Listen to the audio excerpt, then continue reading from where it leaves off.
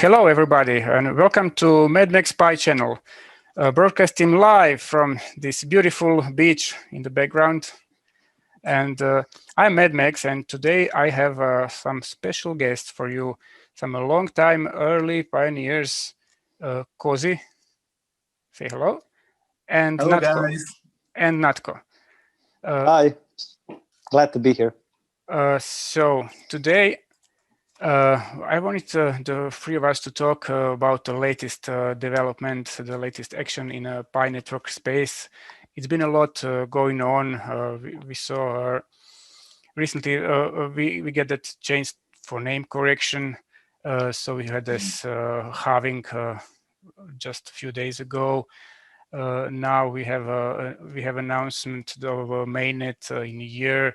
And we get some clarification. We got a survey that is still active in our Pi apps. What type of wallets do we want? So let's just share our opinions. And since we are here for a quite long time, if you consider people that are joining in right now, maybe we could share our experience and our thoughts and explain what's the difference between one option and the other, and generally to discuss where the Pi network we think is going and maybe how fast. So maybe you have a few words that you would like to comment on the latest development, the speed of development. Yeah, sure. So first of all, I'm going to just introduce myself. My name is Christian Kozma. People know me as Kozii inside Pi Network, and I'm one of the longest standing moderators in the Hungarian channel. And I do quite a lot of, pioneer related work there, moderating and dealing with the community on a day-to-day basis. And I'm pretty involved in the space ever since I first joined. So I have a very good understanding of Pi and all the developments surrounding Pi. And also the two gentlemen that sitting with me, MadMax and Natko, have also joined around the same time as me. It's close to 1.5 years ago now. And yeah, it would be great to share some insights of the project and share some of our opinions on it. And we know it's a very exciting times and okay, so what just happened? There's been a halving. It's the first halving for 90% of the network. It's crazy, but people can still mine, and people can still get a lot of coins accumulated if they tell their friends and family about Pi, as well as now the core team said quite a lot of things, but just to simplify it down, there's a lot of focus being shifted towards launching mainnet in 2021. Okay, so this means there's a lot of preparation that needs to happen, like creating the wallets. So the Pi balance that shows on your phone screen inside the Pi network is obviously going to be transferred into a proper cryptographics and secure wallet. So it's actually going to be yours basically, and nobody else will have access to it. At least that's what they gave us an option. We can do it non-custodial or custodial, and I think we can talk about this in a few moments. But Natko, what is your opinion about the latest announcements so far? Well, I'm very happy about those. I mean, this last Nicholas video is actually one of the best videos that I've seen. That made me very happy because it really shows the momentum that is happening around Pi. I think when I look at this year, all this COVID thing and everything, it slowed things a bit down. I remember that people were actually skeptical during the summer months and even in the spring. And I was telling them, just wait a second. There is much going on behind the curtains. You need to wait. You need to wait for the convention. We will probably find out many things then. And it happened, actually. I believe this momentum started with the convention. And the full-scale momentum in development and everything. they started to bombard us with all kinds of things that we were waiting for. And of course, this wallet scenario, this is for me the pineapple of this momentum, because it really shows the direction to where this is going. The whole purpose of crypto is for us to be our own banks, and to us to be able to dispose with our income and to spend it the way we want it, and to value it the way we want it. So I believe this is a pretty big deal, especially this non-custodial thing. Yes. Of course. Yeah, okay. Yeah, thanks, guys. So while we were talking, I was thinking about the whole thing. I was looking about if we are addressing the question in a survey, do we want non-custodial or custodial wallets? Can we choose? When you see some on other network or other social channels, when you see surveys, you see that 80-90% answers are in favor of non-custodial wallets, which is actually, I will explain a bit later, and we will talk about that. But now when I'm thinking, and that was non-custodial wallets were announced in a white paper. So, and among all the core team, this explained that they actually prefer that it will be a non-custodial wallet, but it has some downsides against custodial. But if this news was just written, we are working on a wallet, it will be a little bit, it may slip to most of the pioneers unnoticed. So I think this way, the core team wanted to create attention and to involve people to through survey, but I think they already knew what the results will be, but it was not the question of let's vote and then they will create a wallet as a community wants to, because crypto community is here in crypto because we want to be our own bank, because we want to really own our own money. I think that's not really the point. I think the point is that we are now involved, we are now thinking about it, we are now some newer pioneers that are maybe new in crypto are exploring what it means, custodian, non-custodian, private phrase, private key, seeds, how to store them, and actually preparing themselves for the moment when we will have to create our wallet, to write our seed. Then people will get much more ready than if they just launched the wallet and said, now you have to do this and this. What do you think, guys? Kozii, what do you think? Okay, so, well, I just want to say that both options are viable. So, both can work for the pioneer, and they would be able to use it. However, the first option, so the non-custodial option, is the only downside to it is that if you don't look after it, so I mean, if you don't remember the password, then you may lose access to your funds, right? But it's a very big deal. They can make this, I mean, just considering the type of security existing in the crypto space today, like they make down the recovery seeds, and it's a very well thought out process now, and it has been developed. So I don't see too much problem with that for most people. And if you do lose your password, then it's your balance. Okay. The problem with the custodial one, first of all, it's going to be a risk to the entire network, because we're trusting another third party, an organization, to deal with, to handling everybody's keys. Okay. So now when you go to sleep, you always have this, it's kind of like if you leave your house and you give the key to a random guy, you know that as long as he's got that key, at any time he can enter that house and do whatever he wants.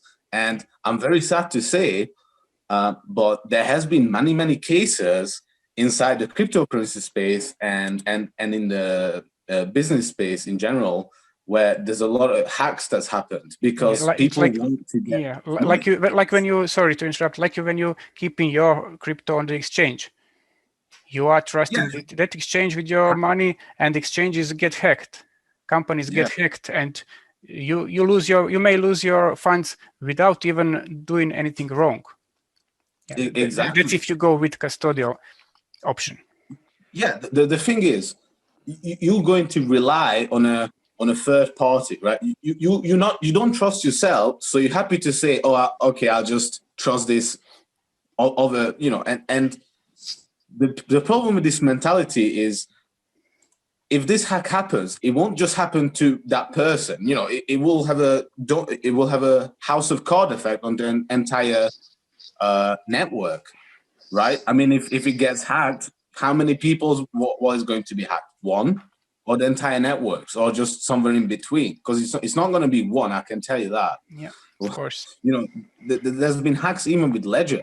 Like a crypto hard wallet, and it's risky. So the safest option for in everybody's interest, I think, is to create a non-custodial wallet and just look after it. Plus, just remember this: the Pi Network account is also, it can be combined perhaps with like a password reminder or some unique design for pioneers, because traditionally, if you have like a Bitcoin wallet, okay, you just have that Bitcoin wallet, and but in here in Pi Network, you will have a Pi wallet, but what you don't have, what you have on top of that is your Pi account as well. So you can see those are like two separate things which can be played around with it, and it can be made really user friendly and safe. So there may be like a semi in between, like a solution that could happen. I mean, why not? With Bitcoin, you can't really do it, but and many other cryptocurrencies, because it's just a wallet. But over here, everybody's part of this network, so. And everybody will be KYC'd before we enter the phase 3, so that we can use that to maybe access or regenerate our keys through the app. Yeah, Natko, you were saying. Yeah, of course, we still don't know if this wallet will be the separate app or will it be integrated in the Pi app, right? We don't know that. What do you think? Well, I think it would be quite a good thing to have it as a separate app. I mean, if it's a non-custodial, it should be as a separate app. So that's a true non-custodial wallet in a digital form. But guys, I need to say this. I mean, we've been in crypto for quite some time. So of course that we are thinking in that sense. We want our funds for ourselves. We want to have full control of them. But the problem here lies with the Pi network itself. And when I say that, I don't mean in a bad sense, in a good way.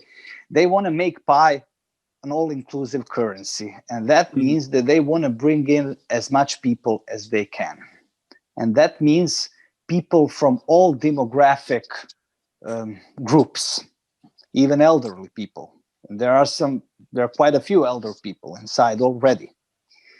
I'm afraid that if they only go for a non-custodial option, there could be quite a few examples of people, unfortunately, losing their seats and losing their access. I mean, we've seen how many people had problems even with the right or name registration inside an app for those 3 days. Can you imagine the implications if people would start losing their seeds all around?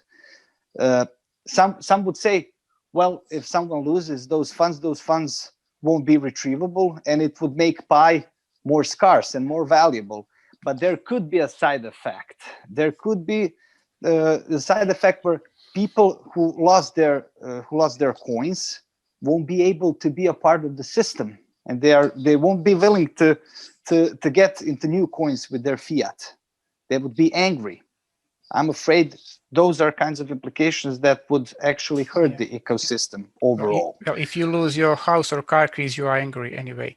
But yeah, Of course, I understand. I of understand course, what but you. we want I as much understand, people and as we this is a can. fair point. I mean, why am I saying this? I'm not saying that they shouldn't bring non-custodial wallet. Of course, they should. I think that we need to have both options. For me, I think the best thing would be if they would made it.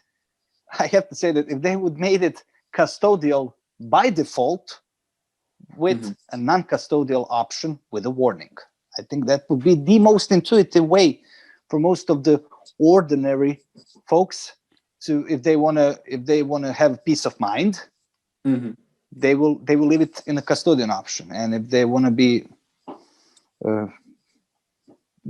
fully independent, they will need to think about it and agree with that. That's my. Basically, sorry. Yeah, go ahead. So basically, what you are saying is, if where I pictured it, we have the Pi app, and maybe when they transfer our Pi into the blockchain, into the wallets, and there should be a version of in-app wallet that may have been custodial type, and with the option to export your balance outside of the application into separate wallet that you create with your own phrase. But when you put it this way, let's say let's remember what is the primary goal besides including as many pioneers and demographic and all around the world. The primary aim is to enable in-app economy. So while motivating people to spend inside the Pi app, to use apps and economy inside, if we make the non-custodian wallets only as a separate app, then we will motivate people to move our funds outside the Pi app, and that's not good for the economy. So there should be, I think, my opinion is that a non-custodian way is always better, even with this one downside, and it's not actually a downside if you educate people properly on time. And I think that's exactly, that's one of the main reasons why we are recording this video, why we are broadcasting this, is to open up the view and to educate people. Once the time is here, and the core team announced early next year that the time will come to open up our wallets. I don't know if it's going to be testnet or mainnet, but whatever, the time will pass quickly. People should be prepared and educated, so they should know if we go non-custodian way, we need to take care of our money. It's better, it's safer, it's a less risk for losing our funds. The only risk is ourselves, and give them in some instructions how to do it. So it's basically very simple. You write down your private keys or a semantic phrase, whatever the application with the wallet gives you, and you store it. Write it on a paper is the best way. If we don't support hardware wallets, and I guess it will take some time to develop support for Ledger and other hardware wallets, you write it on a piece of paper. Maybe make two or several copies and place it on a safe, store it on a safe place, inside your home or inside your safe, if you have a safe, or wherever. And we need to start educating people or pointing people to read, to watch the videos, to educate about the general way of way of behavior when you're in crypto world. So let's begin with never disclose your balance. Don't draw attention to yourself. Don't go around and bragging how many Pi you have. You know what I mean? If you double check the emails that you get. Yeah, because if you have a lot of Pi and the price rises, you will become every person may become a target of scammers. Or I don't know. Absolutely. So you just behave like with your ordinary money. You don't walk around and say how much do you have in the bank. So we just need to. There should be absolutely no reason for you to send Pi to somebody who asks for Pi just out of on an email or something. You should never, because these balances cannot be reverted. So if you send 100 pi to someone, it's going to get there, and the only way you can get that back is if that person sends it back. There is no other way. So everybody knows that this is the only thing that someone must do, right? To receive some pi. So everybody will. So there's a lot of people who want your Bitcoin or money. So they will try to do bad things. So just be careful with that. Never send. There are other issues besides losing your private key. Losing your private key is, let's say, easy to stop. You just write it and keep it at a safe place, and that's it. But there are other things that are generally specific in a cryptocurrency world, and that's what you mentioned. Transactions are non-reversible. Once you send pi to address, you have no control. There is no intermediate that can cancel it and send it back to you. If you send it to the wrong address, it's also irreversible. And I think we are learning about that with our nicknames. If you register your account to a wrong nickname, you cannot change it. It stays at the wrong person. So it's the same with sending your balance to a wrong address. So I think it's a lot of room for education, a lot of room for practice. And actually, if the value of pi will be lower at the beginning, it's good, because people will make mistakes, because we are all people. People will lose a few coins here and there. I did it. I guess you guys did it. Of course. So it's not going to be a big deal if you send a few pi to a wrong address, or if you, I don't know, even if you lose your keys, if you have like, I don't know, some smaller amount of pi, diversify, maybe open 2 or 3 accounts or addresses. So use one for spending and keep most of your balance at the other. Those are things that people need to hear, to learn. And I think we're going to be good if we go non-custodial way.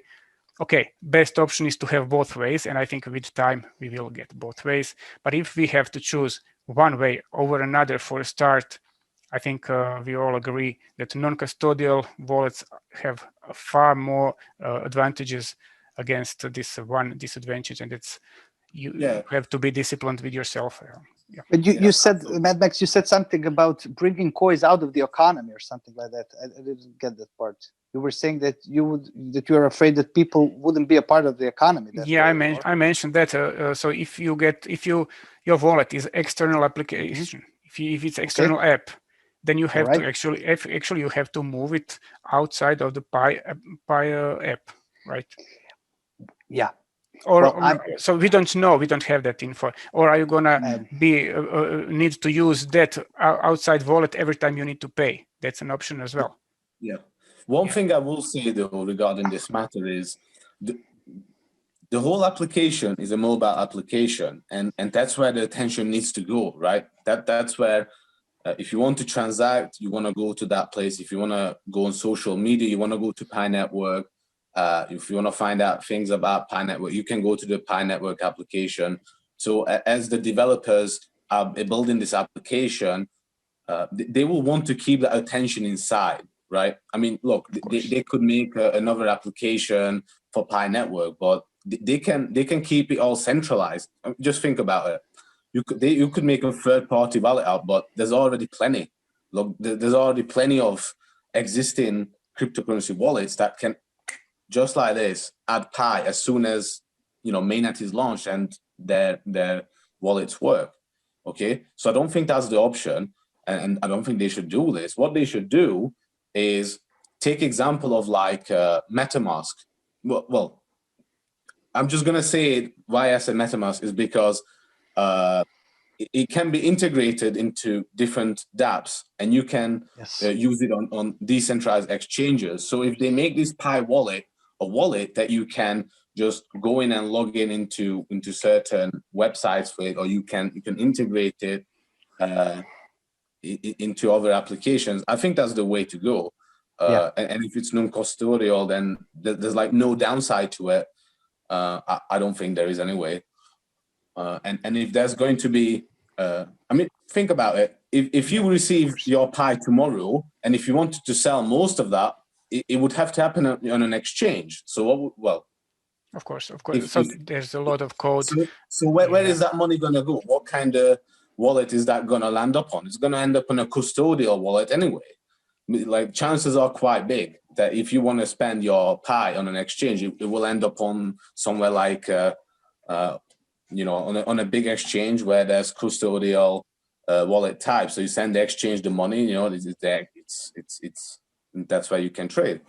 Yeah, that will require two parts actually. One part is related to our nodes that have to support the wallet, and the other, the wallet is actually just the front end or a graphic user interface to deal with our funds, to send and receive basically, and all the action is actually happening on the blockchain itself. So it should be easy to integrate wallet if the code is prepared that way, or certain libraries are prepared. It should be very easy to integrate it to other platforms.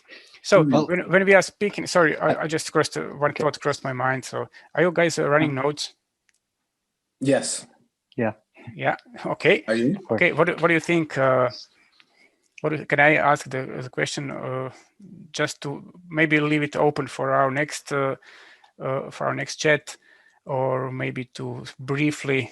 We can talk about it. Yeah. What do I don't want to make just this video want to too talk long. about wallet for a second. You just want to talk about wallet. Sure. Okay, let's keep the notes on hold. I just go wanted ahead. to say, Go ahead, Natko. When we were with Max and I were talking a bit earlier today, actually I said the same thing that Kozii said just a second ago, that I envisioned our wallet as a separate app, something like MetaMask or Coinbase wallet, for instance, which can be integrated with DeFi marketplaces. Mm-hmm. But that doesn't mean, I mean, when we look at the Pi app right now, our accounts are actually our wallets. In this stage, they are custodial because they're part of the Pi network. The way I see it, the Pi network wants to make vertical integration of their ecosystem just for bootstrapping this asset. So if people are going to visit Pi network app for all the goods or services, at least ordinary people, then want to have a viable ecosystem for everything, they will use their Pi inside the custodial wallet, which is the Pi network app itself. For those people that want to be a part of some other economy with their Pi directly, they will use the non-custodial separate wallet, be it the DeFi marketplaces or in-app transfer to another pioneer. Well, I don't quite. I mean, not I understand what you're talking about. Yeah, yeah, but I don't. There's only one thing that I will add to this is why integrated wallet inside the Pi app. Why would it need to be custodian? The app itself can contain your because of keys. the intuitiveness. It's more intuitive for ordinary people. You got to think. I mean, we are now at about 10 million, but what will happen when we have? I mean, hope to God that that's the case. But when we have 200 million or 2.5 billion, like WhatsApp, for instance, what will happen then? We need to think that there will be lots of folks out there that are not tech savvy as we are, and they want to be a part of that economy, and we want them to be a part of that economy in the most easiest way for them, because it is beneficial for all of us. That's the way I see it. Yeah. Pi network will. I think you be are like the mistaking two backbone things. of Pi's value. Yeah. Ease of use of because of the application. ecosystem. Yeah, you're talking about the ease of use, and that's quite the other thing.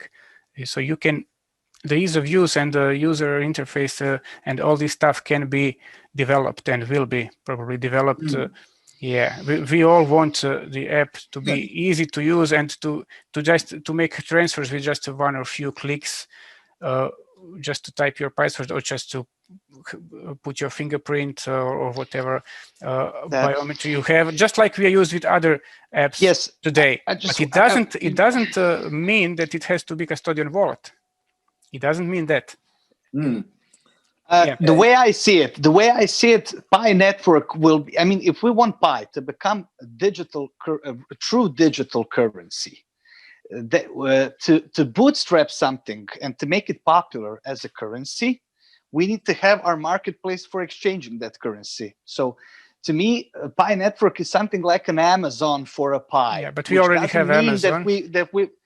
Excuse me? We already have Amazon, and the difference is it's not decentralized. If we want decentralized economy, then it needs to be non-custodial. That's what I'm saying. Because otherwise it's not decentralized. Yeah, of course. I'm just saying that if Pi will bring people into that asset, Pi network, I mean, if we'll bring people into that asset where they can exchange it in one giant global hub, that means that as it spreads, people with non-custodial wallets will be able to exchange it everywhere else. This is like a bootstrap phase. Pi network is like a Trojan horse for Pi as a currency. That's the way I see it. But we need to leave the option for many, many people that will come into the economy later on. It needs to stay as simple as it can for them. I mean, most of the people that I speak to, they say that they have a peace of mind when their money is at their bank. People love security. People love I think to know that they have a backup security. option. It's false security. That's the problem. Yeah. Okay. Okay. Let's not turn this into an argue. Let's just everyone gives their opinion. That's why we are here, actually. Yeah. So I would like. Yeah. We can all agree that ease of access and security is a huge priority. So, like, I don't know exactly how it can be made, like, because what Natko is saying, it can, it should use a custodial in order to, but it can be made. I think with very much success if the core team just simply does what they feel like they should do.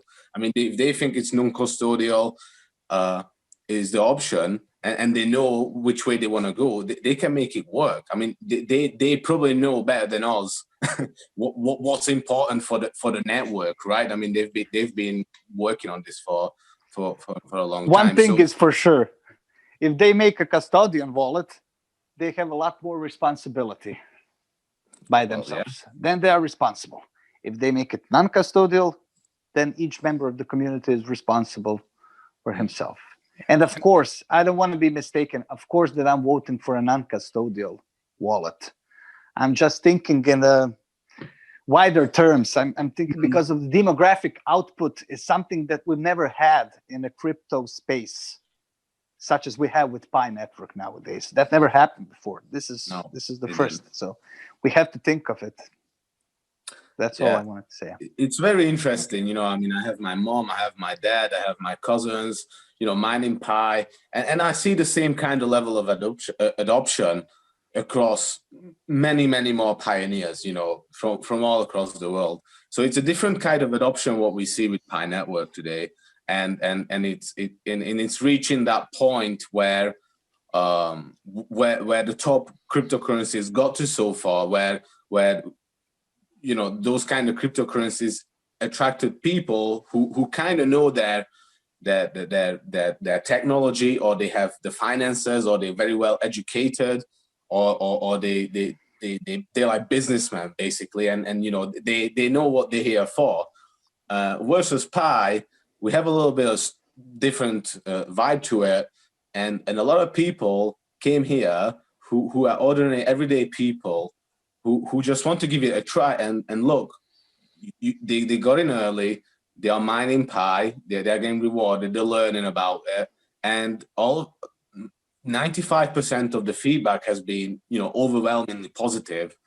The remaining 5% are from people who don't really understand the scale of the project, or they simply cannot accept the fact that there are things that will need time to be completed.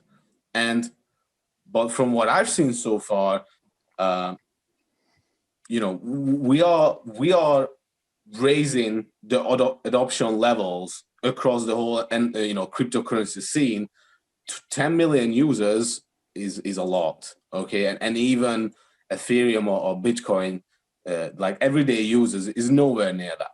Absolutely nowhere near. And yeah, what do you guys think about this adoption? Do you think this is something that will continue, and what do you think will happen if we reach, like, 50 million users? Because by definition, if we reach about around 35 million users, we will have more people having Pi versus having Bitcoin wallets, which is a very big deal.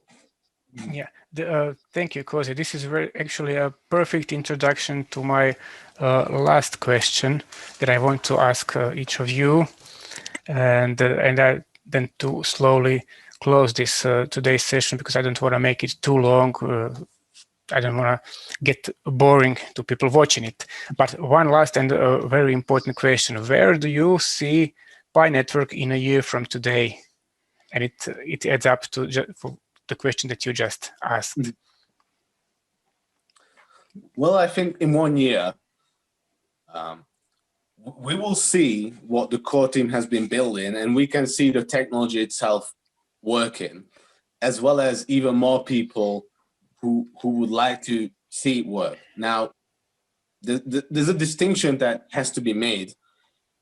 People have to understand and accept that until Pi is ready, the technology is ready, it's not the same when you tell people. Like right now, it's not ready.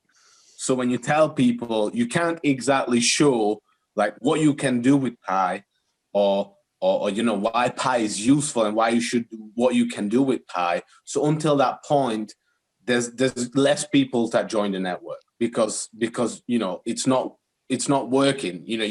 But I'm just talking about the use cases. Obviously, everybody can see that you are mining and you are earning Pi, and that's great. Everybody can see the balances. But what will be different when phase 3 starts, it will have a market value. The 10 million people will certainly be able to say, okay, boys, I made this much and that much. And oh, look, I bought these shoes from UP, and then I bought this whole new shoe collection from another DApp. And maybe, like I'm playing some games, and it's not going to be a matter of when and if or how and why and will it will be just a showcase of, yeah, this is how I've done it. You can join, you can participate, and I think a lot of people are waiting for this. And if it can work, like it should in theory, and so far it's looking very positive. When people realize this, the spread of word will spread quickly. Okay, it has a really chance to get real popular in social media because the hype surrounding it. Just think about it. What other cryptocurrencies do you know about that will be launched with 10 million users? Existing users, yeah, that's huge. That's no other cryptocurrency has that in history. And that's nothing where we are going. They have, there are top 100 coins with way less user, with way less wallets than a million. 500,000. You're talking like top 10. So yeah. The kind of pump and dump what people are scared about, it's pretty much ain't going to happen, because there's gonna be a lot of trading volume. And yes, if when we get there, right, the perception of Pi's value will change. Because yes, 1.5 years ago when I joined, I used to be able to earn a lot of Pi, but like many people, we've gone through it, but it's gone past. It's happened. We are now here today, and it's been like the fourth halving, if I'm not mistaken, and we don't turn as much. So when we get to the mainnet, and we may have another halving, it will get harder and harder to earn pi. So you have to really think about how much is your time worth. Yes, it's a few seconds a day, but I mean, if you've been mining for like 2 years and 1 year, like how much is that time worth? Like you really gonna settle for a little bit? And I've got this perception.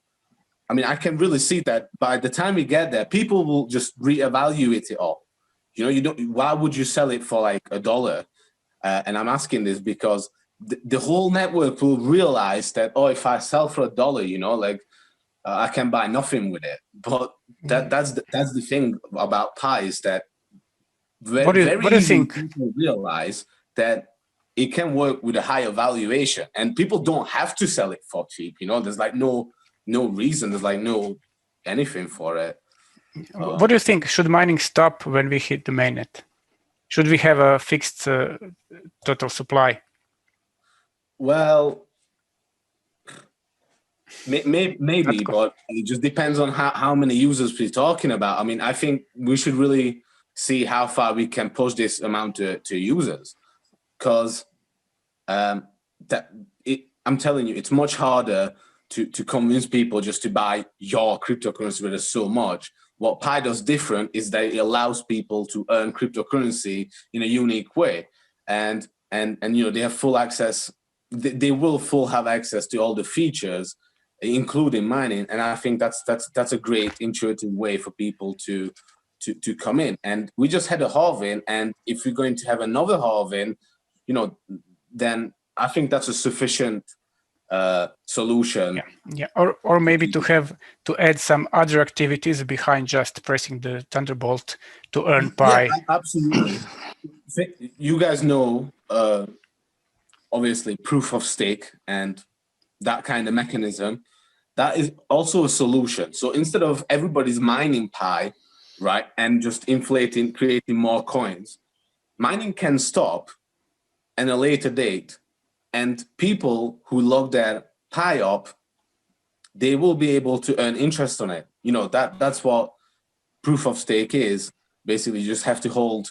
But you have to have a protocol developed for a proof of stake for this to work. But what else could be done? Netko, maybe you wanted to say we could use. I think that's what we talked about. You could use all the burnt pi instead of burn it. We could just pour it back into economy once we hit the mainnet. Is that what you were just explaining the other day?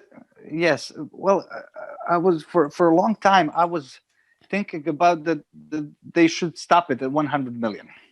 But after this last announcement, when we had a halving, when they said that they will bring some extra halving event at the mainnet. And I was thinking about it. I mean, the ideal situation for me would be that if we would reach 100 million and have a halving before mainnet.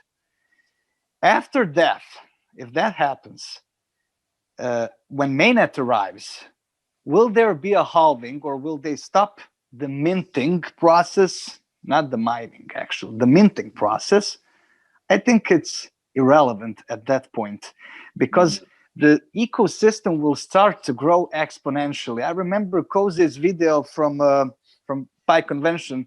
I remember you told everyone that they should continue it as long as it is possible. And I was like, actually, yeah, why not? This is the incentive to bring people in. Why would they stop the mining? Because to me, it's not only about the mainnet. The mainnet will come. It has to come eventually. I believe the most important part of this whole story is going to be those marketplaces, those in-app marketplaces. When we have in-app marketplaces, that's when the economy starts. And when people hear about it, when people hear that they can start collecting something and instantly exchange it for goods or services, even before it has any official monetary value, then the ecosystem will start growing exponentially. I believe we could reach unimaginable numbers in quite a short time period. When you think about it, we're now using Zoom. Zoom wasn't such a popular video call format up until this year. Never and heard this of it spring before. they were like, I don't know, 200-300 million downloads. Yeah. What if the next lockdown happens in US and we have Pi, which starts to accelerate in that rate?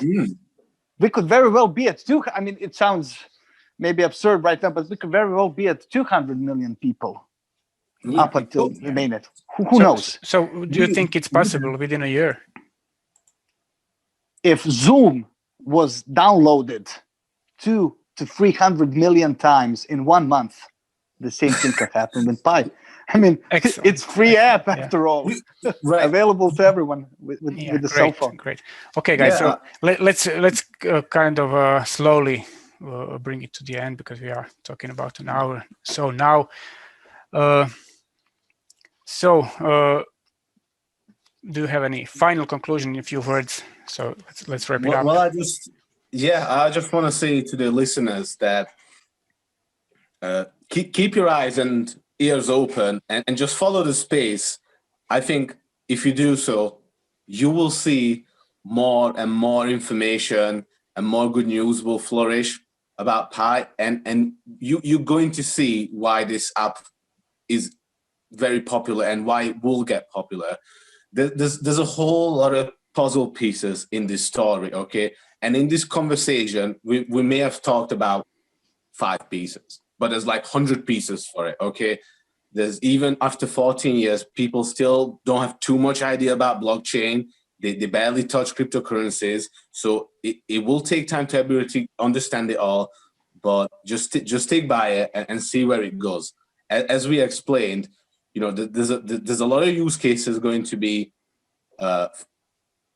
applicable for Pi, and many and the whole trade online, cryptocurrency, people's cryptocurrency, you own this currency and you can earn it through these disastrous and grim times. Just look around you, how much negativity this is, right? Just trust in a little bit of positivity that Pi can offer.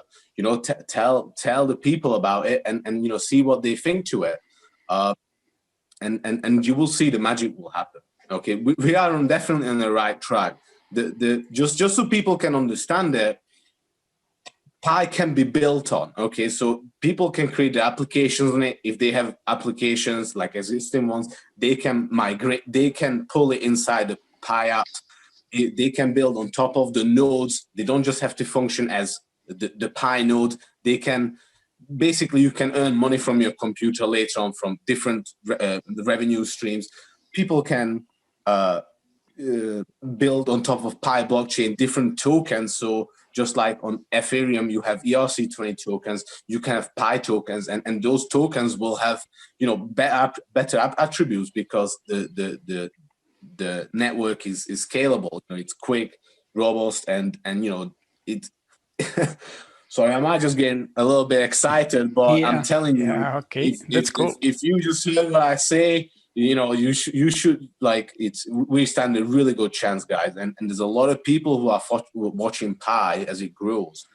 So yeah, where do you guys think Pi will go? Next 100 million, I think we'll get to mainnet with 50 million users.